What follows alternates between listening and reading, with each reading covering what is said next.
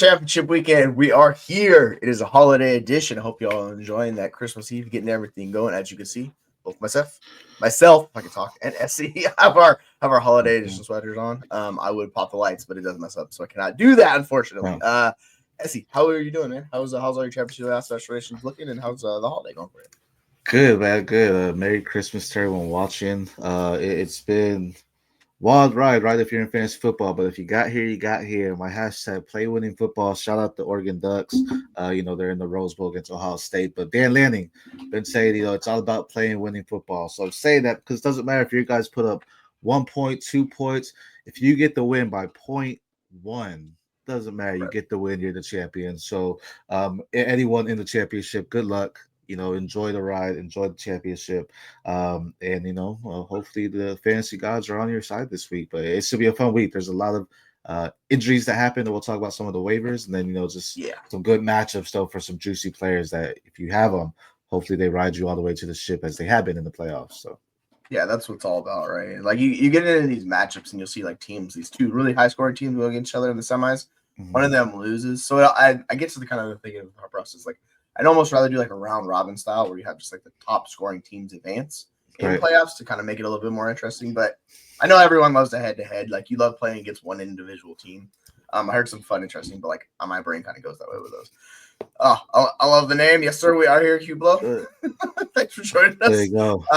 Yeah, enjoying that holiday. I hope. We're here. We got a few teams in there. Yeah, I was lucky enough to get in the top 50 in Scott Fish Bowl, so it's 1 week winner take all in the top 50. So that's pretty exciting. Overall, I'm not sure how many teams I have in the title game. I think I have like between 6 or 8 ish, give or take. I'm not sure. So should be a decent week. A couple of them are high money leagues, a couple are not. So it should be fun overall. Nice. So I'm excited to see how this week goes because we have games basically starting tomorrow through every day. I think what is it? Friday's the only day we don't technically have a game, but it's Wednesday, Thursday, Saturday, Sunday, and Monday. So it's nonstop football, and then on top of it, to your point, we have college football and all that fun stuff going on. Like it's just so much football this week. So for those of you that love football, you're here. Obviously, you do, and you love the holiday season. This is a win-win for everybody. So I think, with all of that said, shall we jump into these waivers? What do you think? You ready to rock and roll on these guys? Yeah, let's go. I'm sorry, I just forgot. I'm in the guillotine league, so I need to drop all the guys' players. So I'm going to do that right now. But yeah, let's get into the waivers here. Guillotine leagues are fun because that is the top scorers advance. You talked about the round robin. Guillotine is, each week the bottom scorer is out. Like you just cut all their players, and it's open to the waivers for anyone to grab. So ultimately, the last two people in have a built roster, like just stud on stud on stud. But yeah, I'm just dropping other people, so we're good though. Let's get into the waivers. It's like it's not even close, right? I think for guillotine is one of my favorite because of that format. Like you can just continue to survive in advance. That's all it is. You don't have to win. You only have to win the last week. You just have to be not last. Survive in advance each and every week, and you can. So I'll say this for one quick second. In my guillotine league, the one I did the FFU guillotine league, it's me and one other person. And I had a ton of money at the end because I purposely just kind of forgot about bidding halfway through. And I had 5 times as much money as everybody else.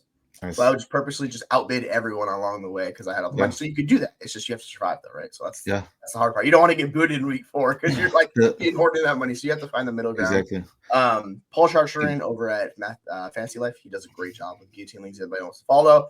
He's probably my favorite guillotine league person because he specializes in that content. So you want to go check it out, Fantasy. Could not recommend. Yeah, so let's talk about wide receivers. Obviously, Jalen McMillan, he might not be available in sleeper leagues. He's right on the border of 50%. If he is, he's got another smash matchup this week. He was really good last week.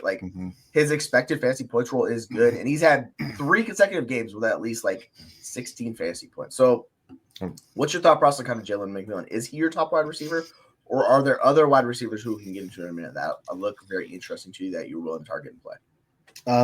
I would say, yeah. I mean, if he is there, just because this is what we've been waiting for. We said he was going to be this type of guy, this type of receiver that once he gets in and makes his impact, right? We were talking about this. We were talking with our rookie profiles. Jay McMillan has the talent to be there. He's just a great asset to the team. He's taking over the Mike Evans, Chris Godwin type of roles, just being the wide receiver 2 for the team. Even though Godwin was the one earlier, but let's be real, it's Mike Evans there. So McMillan is involved in offense, especially if Cade Otton's out again.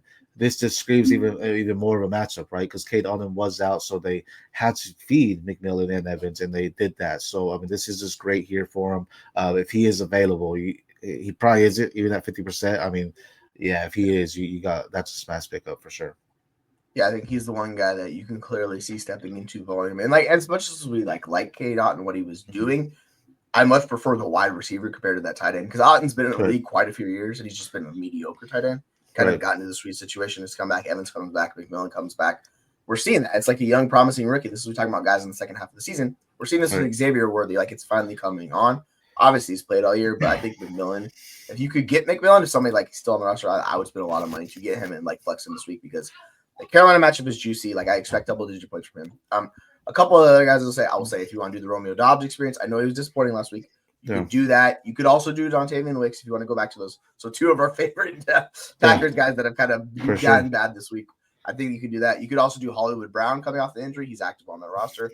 Rashad Bateman, Nick Westbrook-Akine, and then maybe like a Quentin Johnston, MVS. If he's healthy, he was out last week. I'm not sure. But they desperately need somebody in that New Orleans room. Oh, yeah, and the other guy I'll say is last two is Calvin Austin and Malik Washington are kind of two to keep an eye on. Because like with George Pickens and Jalen Waddle, if they're out again, these guys get elevated into bigger roles. So for this kind of wide receivers outside of Jalen McMillan, is there anyone in that group of guys that you're targeting or you're looking at? I would say Parker Washington, but that's not a great matchup when they're playing against the Titans this week, right, in the secondary.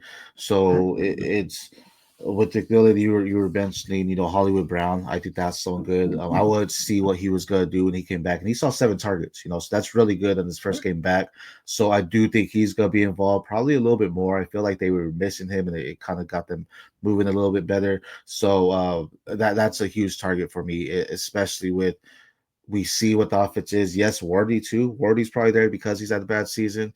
But Wardy, I think they're starting to understand, okay, we can move him around and do multiple things with him as well. So those would be two of the top guys because I feel like as the Chiefs are progressing, the Chiefs are always like that second half team where they just come alive and just start doing fire. Like they get by, and that second half they just come like, okay, now we're here, right? So those two guys would be the top priorities for me. Yeah, I think like Hollywood Brown, to your point, came back. He saw 8 targets. He only played 27% of snaps. But 8 targets, that's nothing to sneeze at. And this is always a guy I thought is a good NFL wide receiver.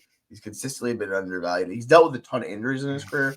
Obviously, is that, but his snap count is going to move up. The Pittsburgh matchup isn't great, but we saw Baltimore they gave up 2 of the highest average separation scores to. I think it was and I can't remember who the other wide receiver is for Baltimore, but they were not doing good defensively. So I think this Kansas City offense is on the rise. I hate to say it to the rest of the AFC, Kansas City's offense is figuring it out. They're getting explosive with these playmakers they have. Right. Well, it looks like a problem again for the league. So as much as everybody wants to hate Mahomes and the Chiefs, they look like they're going to be a favorite again. So I'll happily do that. You could do deeper. You can go Wan'Dale Robinson. He's a guy that's going to get a bunch of targets in that offense because there's no one else. And Brandon Cooks if you're really desperate. But if you're really living and you're throwing Hail Marys at that point with those guys. So in deeper leagues, sure. But yeah, it's desperation. If you're really desperate, if you're you need someone, you just got banged up with injuries and you need someone. Robert Woods is probably someone that's available for the Texans. We have John Mechie out. We don't know if Xavier Hutchinson could play. Don't know if Deontay Johnson's get the snaps. If he is, then I'm going to scoop him up. But the thing is, they play tomorrow on Christmas Day, so that's very hard to. I personally don't want to play anyone from that game just because it's Wednesday. That's man, I don't want to go into the week feeling mad that my guy put up 2 points. You know what I mean? So it's you don't go with that negative energy there. But it is a strong game, right? They have the Ravens. You're playing Lamar if you have him, right? So, but Robert Woods, they lost Tate Dale, as we said. Dalton Schultz, obviously, but he's probably not on the waivers. He might be in shallower leagues, I guess you could say. But Robert Woods may be someone that could be involved in the passing game. And they're playing Baltimore, who, as we know, doesn't have the strongest secondary too. So. No, they give up a ton of fantasy points. So if you want to do the Robert Woods early week play, you're looking across and it's pretty barren. I think you can go with because to your point, Deontay's not going to be ready. He's not going to learn the playbook at time, so he's going to be coming in the playoffs. So you have this window with Robert Woods where you could play him, you could flex him. I wouldn't feel great about it, but he's going to be on the field. Yeah. Baltimore's defense cannot stop the pass. we're still waiting to see it from CJ Stroud, but like this could be a good situation. Obviously, Nico's going to go berserk, but besides Nico, you need someone else. So I think he's a good like Hail Mary throw. We'll probably wrap up our waiver show. We're pushing 40 minutes here. It was a solid show. If you guys have questions about, I know we're going to release rankings by tomorrow. Like we'll have them out. We're going to do a show on Thursday though, where we do our rankings show. So if you guys have questions, reach out on social media. We'll have to answer them. If you want to go to the website, we'll have our rankings listed for the upcoming games this week. So if you guys need rankings for that, do that. Outside of that, enjoy your holiday. Like this is what it's all about. Relax, enjoy your family with friends, have a good time. Spend it, enjoy the next few days, and enjoy some football while you're at it because there's a lot of football going on. There's a lot of fun time. So this time of year is a lot of fun. So just enjoy it. This is the Week 17 waiver wire, man. Go get that championship. Anything else you want to say, Essie? Happy holidays from us at the FFU. Enjoy it, and best of luck. Let us know, next week if y'all end up winning. We hope all of y'all do. Yes, that's what it's all about. Hopefully we get you guys a championship because that's what it's all about at the end, baby. It's the reward system. So, all right, take care, folks. We'll happy holidays. We'll see you later.